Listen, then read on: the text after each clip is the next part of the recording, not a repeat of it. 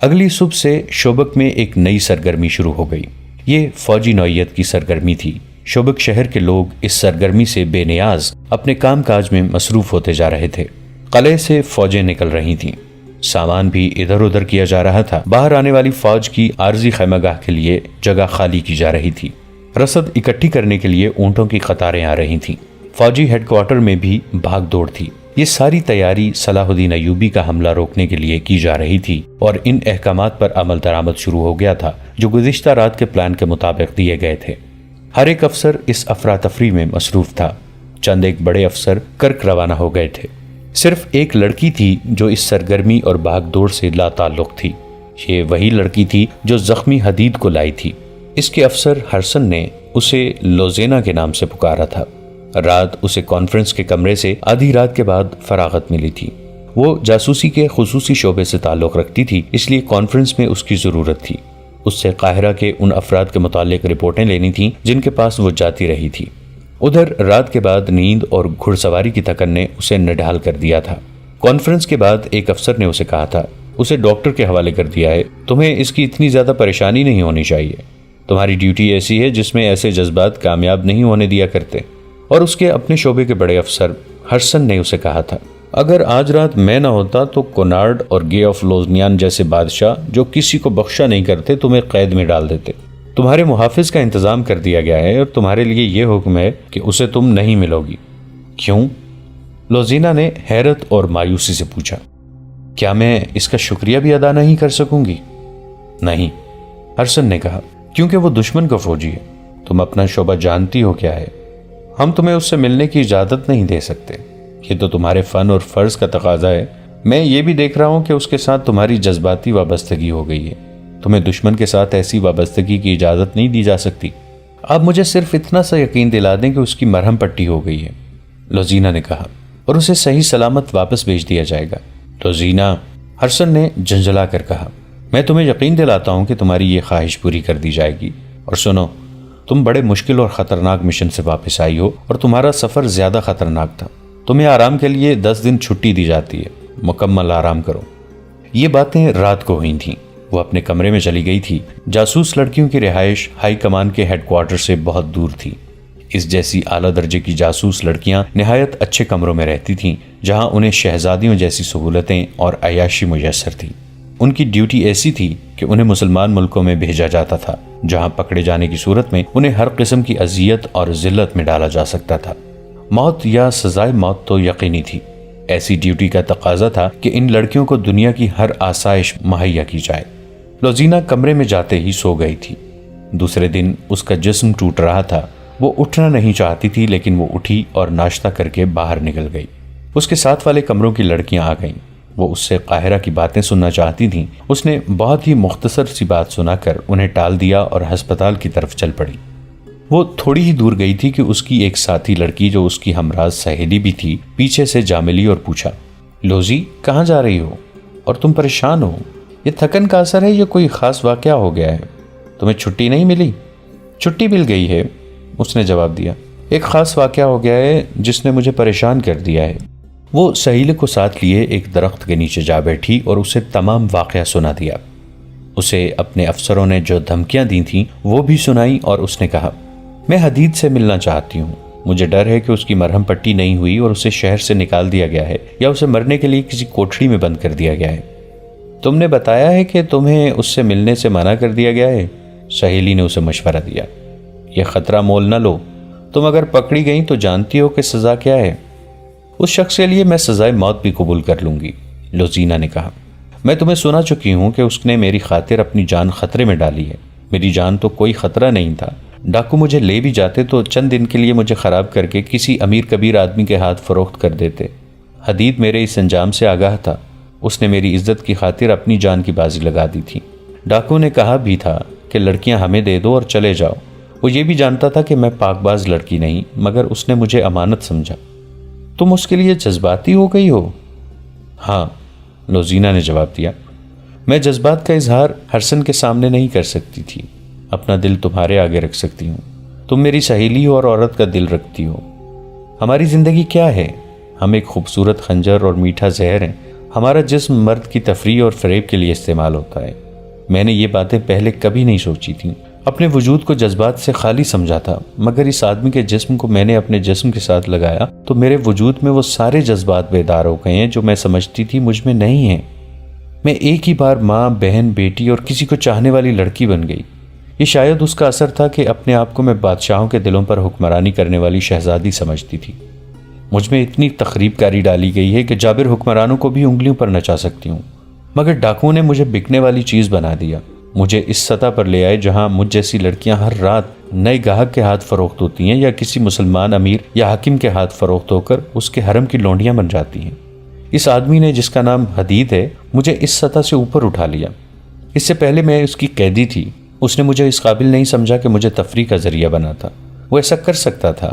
اس نے مجھے نظر انداز کیا، پھر اس نے جب میری عزت کو بچانے کے لیے اپنا جسم کٹوایا تو میں نے بے قابو ہو کر اسے اپنے سینے سے لگا لیا اور اس سطح کی لڑکی بن گئی جس سے مجھے گرا دیا گیا ہے۔ مجھے سلطان صلاح الدین ایوبی کی بات یاد آئی۔ اس نے مجھے کہا تھا کہ تم کسی باعزت آدمی کے ساتھ شادی کیوں نہیں کر لیتی؟ میں نے دل میں کہا تھا کہ یہ مسلمان احمق ہے۔ میں اب محسوس کر رہی ہوں کہ ہمارے دشمن نے کتنی عظیم بات کہی تھی۔ میں تمہیں صاف بتا دیتی ہوں کہ میں اب جاسوسی نہیں کر سکوں گی۔ میرے دماغ میں بچپن سے جو سبق ڈالے گئے تھے وہ صحرا کی خوفناک رات نے، ڈاکوں کے خطرے نے اور حدید کے جسم کی حرارت اس کے خون کی بو نے زائل کر دیے ہیں۔ تم اتنی لمبی بات نہ بھی کرتی تو میں جان گئی تھی کہ تم کیا محسوس کر رہی ہو، اس کی سہیلی نے کہا، لیکن میں حقیقت سے آگاہ کرنا ضروری سمجھتی ہوں۔ اسے چلے جانا ہے، تم اس کے ساتھ نہیں جا سکو گی۔ وہ اگر یہاں تکلیف میں ہے تو حکم ہے کہ تم اسے نہیں مل سکتی۔ اگر پکڑی گئیں تو اپنے ساتھ اسے بھی مرواؤ گی۔ تو تم میری مدد کرو۔ لوزینا نے منت کی، یہ معلوم کرو کہ وہ کہاں ہے۔ مجھے صرف یہ معلوم ہو جائے کہ وہ ٹھیک ہو گیا ہے اور تندرستی کی حالت میں چلا گیا ہے تو میرے دل کو چین آ جائے گا۔ ہاں، لڑکی نے کہا، میں یہ کام کر سکتی ہوں، تم کمرے میں چلی جاؤ۔ وہ کمرے میں چلی گئی اور اس کی سہیلی کسی اور طرف نکل گئی۔ قاہرہ میں بھی فوجوں میں بہت سرگرمی تھی۔ فوج کو جنگی مشقیں کرائی جا رہی تھیں۔ چند ایک دستے الگ کر لیے گئے تھے۔ انہیں شب خون مارنے، تھوڑی تعداد میں دشمن کی کئی گنا زیادہ نفری پر حملہ کرنے اور ضرب لگاؤ اور بھاگو کی مشقیں اس طرح کرائی جا رہی تھیں کہ رات کو بھی دستے چھاونی سے باہر رہتے تھے۔ سلطان ایوبی ذاتی طور پر یہ مشقیں دیکھتے تھے۔ وہ تیسرے چوتھے روز اعلیٰ کمانڈروں اور دستوں کے کمانداروں تک کو لیکچر دیتے اور انہیں نقشوں اور خاکوں کی مدد سے جنگی چالیں سکھاتے تھے۔ انہوں نے اس ٹریننگ کا بنیادی اصول یہ رکھا تھا: کم تعداد سے دشمن کا زیادہ نقصان کرنا، ہتھیار سے زیادہ عقل کو استعمال کرنا، آمنے سامنے کے مارکے سے گریز، سامنے سے حملہ نہ کرنا، 10-12 آدمیوں کے شب خون سے اتنا نقصان کرنا جتنا 100 آدمی دن کے وقت دو بدو مارکے میں کر سکتے ہیں۔ اس کے علاوہ وہ دشمن کے کسی قلعے یا شہر کو لمبے محاصرے میں رکھنے کے طریقے بتاتے اور قلعوں کی دیواروں میں نقب لگانے کے سبق دیا کرتے تھے۔ انہوں نے تمام اونٹوں، گھوڑوں اور خچروں کا معائنہ کر لیا تھا۔ کمزور یا عمر خوردہ جانوروں کو انہوں نے الگ کر دیا تھا۔ حملے کی تاریخ طے ہو چکی تھی۔ سلطان ایوبی نے فلسطین کی فتح کا جو منصوبہ بنایا تھا اس کے پہلے مرحلے میں کامیابی سے داخل ہونے کی تیاری زور و شور سے کر رہے تھے۔ ادھر انہیں راستے میں ہی روکنے کے اہتمام ہو رہے تھے۔ دونوں فوجوں کی تیاریاں ایسی تھیں جیسے ایک دوسرے کو ہمیشہ کے لیے ختم کر دیں گی۔ صلیبیوں کی تیاریوں کا دائرہ شوبک سے کرک تک اور مصر کی سرحدوں تک تھا۔ وہ اس وسیع دائرے کو سلطان ایوبی کے لیے ایسا پھندا بنا رہے تھے جس میں سے اس کے لیے ساری عمر نکلنے کا کوئی امکان نظر نہ آتا تھا۔ ان کی تیاریاں سلطان ایوبی کے اس منصوبے کے روشنی میں ہو رہی تھیں جو ان تک قبل از وقت پہنچ چکا تھا۔ ان وسیع تیاریوں کے اندر شوبک میں ایک سرگرمی اور بھی تھی جس کا تعلق جنگ سے نہیں، جذبات سے تھا، اور یہ ایک خفیہ سرگرمی تھی۔ لوزینا اپنے کمرے میں پڑی حدید کے لیے بے قرار ہو رہی تھی اور اس کی سہیلی 2 روز سے حدید کو ڈھونڈ رہی تھی۔ وہ افسروں کے ہسپتال میں بھی نہیں تھا، وہ سپاہیوں کے ہسپتال میں بھی نہیں تھا، وہ جاسوس لڑکی تھی۔ بڑے بڑے افسر بھی اس کی عزت کرتے تھے۔ لوزینا کو اور ہر جاسوس لڑکی کو وہاں بہت اہمیت حاصل تھی۔ اس کے باوجود یہ سہیلی جس سے بھی پوچھتی کہ لوزینا کے ساتھ جو زخمی مسلمان آیا تھا وہ کہاں ہے تو اسے یہی ایک جواب ملتا: میں نے تو اسے نہیں دیکھا۔ تیسرے دن ایک افسر نے اسے رازداری سے بتایا کہ اس کی مرہم پٹی کر دی گئی تھی اور اسے مسلمانوں کے کیمپ میں بھیج دیا گیا تھا۔ سہیلی نے جب یہ خبر لوزینا کو سنائی تو اس پر سکتہ طاری ہو گیا۔ مسلمانوں کا کیمپ ایک خوفناک جگہ تھی۔ اس میں پہلی جنگوں کے مسلمان قیدی بھی تھے اور وہ مسلمان بھی جنہیں کسی جرم کے بغیر صلیبیوں نے اپنے مقبوضہ علاقوں سے پکڑا تھا۔ یہ مسلمان زیادہ تر ان قافلوں میں سے پکڑے جاتے تھے جنہیں صلیبی لوٹتے تھے۔ یہ کیمپ قید خانہ نہیں تھا، نہ یہ جنگی قیدی کیمپ کہلاتا تھا۔ یہ ایک بیگار کیمپ تھا جس پر کوئی ایسا کڑا پہرا نہ تھا جیسا قید خانوں میں ہوتا ہے۔ ان بد نصیب قیدیوں کا کوئی باقاعدہ ریکارڈ بھی نہ تھا۔ یہ لوگ مویشی بنا دیے گئے تھے، جہاں ضرورت ہوتی ان میں سے بہت سے آدمی ہانک کر لے جائے جاتے اور ان سے کام لیا جاتا تھا۔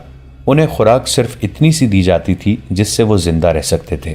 وہ خیموں میں رہتے تھے، ان میں جو بیمار پڑ جاتا اس کا علاج اسی صورت میں کیا جاتا تھا کہ بیماری معمولی ہو۔ اگر بیماری فوراً زور پکڑ لے تو اسے زہر دے کر مار دیا جاتا تھا۔ یہ بد نصیب مسلمانوں کا ایک گروہ تھا جو صرف اس جرم کی سزا بھگت رہے تھے کہ وہ مسلمان ہیں۔ سلطان ایوبی کو اس کے جاسوسوں نے اس بیگار کیمپ کے متعلق خبریں دے رکھی تھیں۔ حدید کو بھی کیمپ میں بھیج دیا گیا تھا۔ لوزینہ کے لیے حکم تھا کہ اسے نہ ملے۔ ہرسن کو شک ہو گیا تھا کہ یہ ایک جذباتی وابستگی ہے، لیکن لوزینہ نے اس حکم کو قبول نہیں کیا تھا۔ اس نے جب سنا کہ حدید مسلمانوں کے کیمپ میں ہے تو اس نے سہیلی سے کہا کہ وہ اسے آزاد کرائے گی۔ سہیلی نے اس کی جذباتی حالت دیکھ کر مدد کا وعدہ کیا اور دونوں نے پلان بنا لیا۔ وہ اسی وقت شہر میں کئی اور ایک پرائیویٹ ڈاکٹر سے ملی۔ اسے کہا کہ وہ ایک زخمی لا رہی ہے جس کا علاج اسے اس شرط پر کرنا پڑے گا کہ وہ اس کے متعلق کچھ نہ بتائے۔ ڈاکٹر نے اس رازداری کی وجہ پوچھی تو لوزینہ نے کہا، وہ ایک غریب سا مسلمان ہے جس نے میرے خاندان کی بہت خدمت کی ہے۔ وہ کہیں لڑائی جھگڑے میں زخمی ہو گیا ہے، اس کے پلے کچھ بھی نہیں، اس لیے کوئی ڈاکٹر اس کا علاج نہیں کرتا۔ چونکہ یہاں تمام ڈاکٹر عیسائی ہیں اس لیے وہ کسی مسلمان کا علاج بلا اجرت نہیں کرتے۔ رازداری کی دوسری وجہ یہ ہے کہ اگر شہر کے منتظم تک یہ خبر پہنچ گئی کہ ان مسلمانوں میں لڑائی جھگڑا ہوا ہے تو وہ اسی کو بہانہ بنا کر انہیں مسلمانوں کے کیمپ میں بھیج دے گا۔ انہیں تو بہانہ چاہیے۔ میں اس آدمی کو اس خدمت اور ایثار کا صلہ دینا چاہتی ہوں جو اس نے میرے خاندان کے لیے کیا ہے۔ میں اسے رات کے وقت لاؤں گی۔ بتائیے آپ کتنی اجرت لیں گے؟ میں رازداری کی بھی اجرت دوں گی۔ اس دوران ڈاکٹر اسے سر سے پاؤں تک دیکھتا رہا۔ لوزینہ نے اسے یہ نہیں بتایا کہ وہ کون ہے، یہی بتایا تھا کہ وہ ایک معزز گھرانے کی لڑکی ہے۔ لڑکی کا غیر معمولی حسن دیکھ کر ڈاکٹر جو اجرت لینا چاہتا تھا اسے وہ زبان پر نہیں لا رہا تھا۔ لوزینہ اس میدان اور اس فن کی ماہر تھی۔ وہ مردوں کی نظریں پہچانتی تھی۔ اس نے اپنے فن کو استعمال کیا تو ڈاکٹر موم ہو گیا۔ لوزینہ نے سونے کے 4 سکے اس کے آگے رکھ دیے اور جب ڈاکٹر نے اس کا ہاتھ اپنے ہاتھ میں لے کر کہا کہ تم سے زیادہ قیمتی کوئی سکہ نہیں، تو لوزینہ نے مخصوص مسکراہٹ سے کہا، اب جو قیمت مانگیں دوں گی، میرا کام کر دیں۔ ڈاکٹر یہ تو سمجھ گیا تھا کہ معاملہ خطرناک اور پر اسرار معلوم ہوتا ہے، لیکن لوزینہ کو دیکھ کر اس نے خطرہ قبول کر لیا اور کہا، آج رات، کل رات، جب چاہو لے آؤ، اگر میں سویا ہوا ہوں تو جگا لینا۔ اس نے ایک ہاتھ میں سونے کے سکے اور دوسرے ہاتھ میں لوزینہ کا ہاتھ پکڑ لیا۔ اس مہم کا سب سے زیادہ نازک اور پرخطر مسئلہ تو یہ تھا کہ حدید کو کیمپ سے نکالا کس طرح جائے۔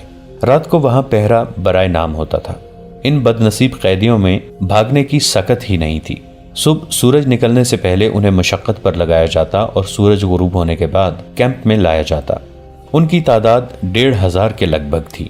لوزینہ کی سہیلی نے کیمپ کے متعلق کچھ معلومات حاصل کر لیں، جن میں سے ایک یہ بھی تھی کہ زخمی اور بیمار قیدیوں کو معمولی سی ایک ڈسپینسری میں ہر روز بھیجا جاتا ہے۔ ان کے ساتھ صرف ایک پہرے دار ہوتا ہے۔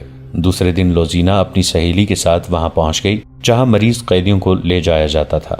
اسے زیادہ انتظار نہ کرنا پڑا۔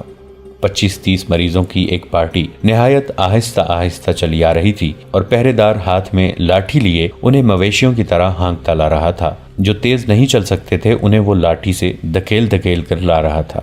2 لڑکیاں آگے چلی گئیں۔ ان کا انداز ایسا تھا جیسے تماشا دیکھ رہی ہوں۔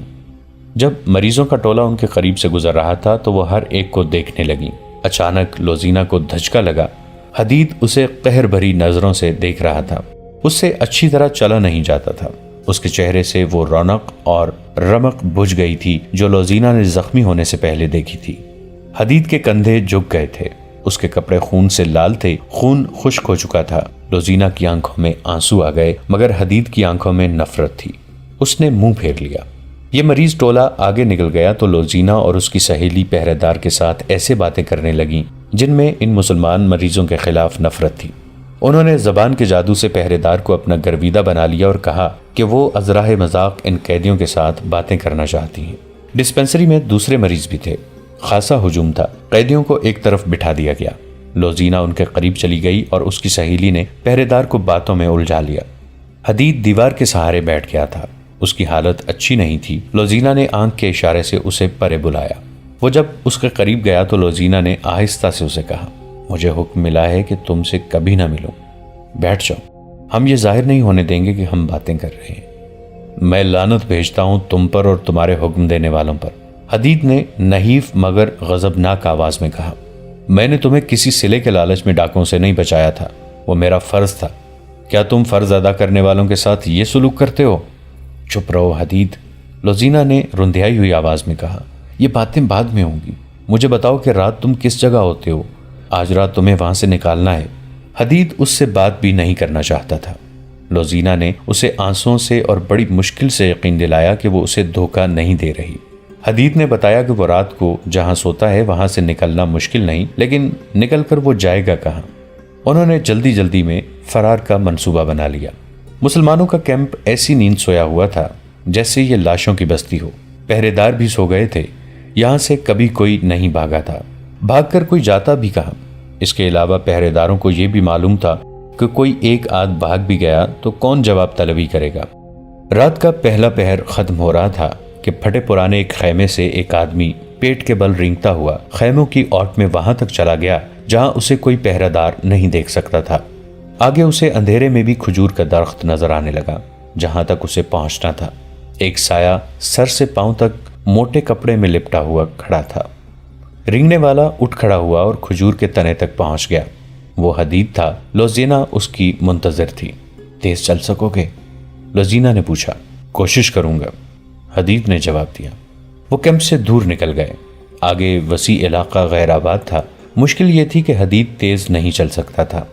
لوزینا نے سہارا دے کر تیز چلانے کی کوشش کی اور اسے بتاتی گئی کہ اسے کیسے کیسے حکم اور دھمکیاں ملی ہیں۔ اس نے حدید کی غلط فہمی رفع کر دی۔ آگے شہر کی گلیاں آ گئیں اور پھر ڈاکٹر کا گھر آ گیا۔ 3-4 بار دستک دینے سے ڈاکٹر باہر آیا اور انہیں فوراً اندر لے گیا۔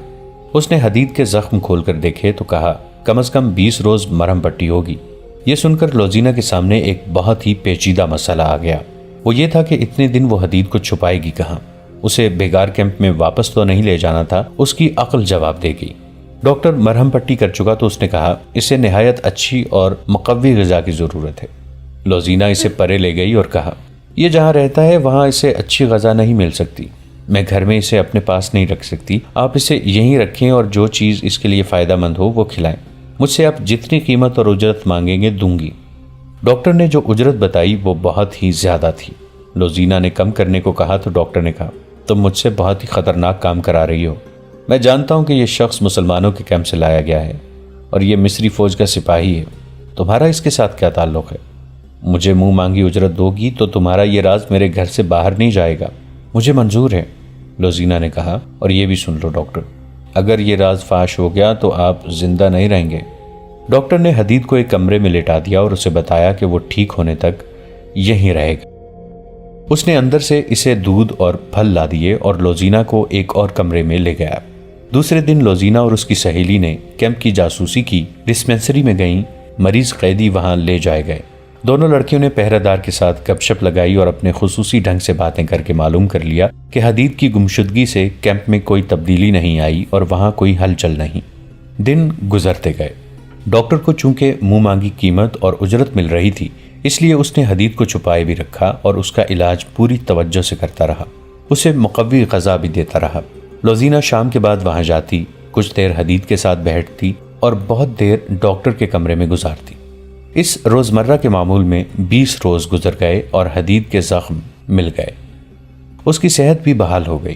لوزینا نے ڈاکٹر سے کہا کہ وہ کل رات کسی بھی وقت حدید کو لے جائے گی۔ دوسرے دن اس نے اپنی سہیلی کو استعمال کیا۔ چھوٹے عہدے کا ایک افسر اس کی سہیلی کے پیچھے پڑا رہتا تھا۔ سہیلی نے اس افسر کو جھانسا دیا اور لوزینا نے اس کے ٹرنک سے اس کی وردی نکال لی جو اس نے حدید کو پہنا دی۔ گھوڑے کا انتظام مشکل نہ تھا، وہ بھی ہو گیا۔ یہ اہتمام اس لیے کیا جا رہا تھا کہ شہر کے ارد گرد مٹی کی بہت اونچی دیوار تھی۔